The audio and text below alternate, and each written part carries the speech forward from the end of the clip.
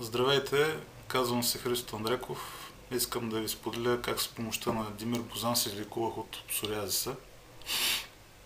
Питал съм какво ли не, мазах се, гълтах хапчета, терапии различни, ходих до Турция, там с помощта на много интересни рибки, мисоядни, почистиха тялото ми от люспичките.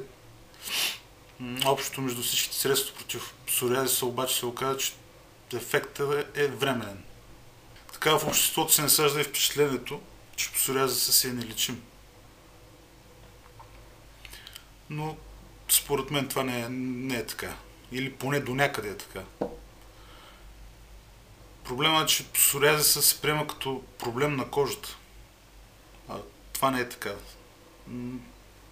Всичко е на нервна основа и се проявява по време на голям стрес. А когато се опитаме да лекуваме нервите, псориазисът изисква, изчезва и може да не се появи с години. Затова аз самия по препоръка на мой приятел пробвах Димир Бозан и вече година и половина проблема го няма.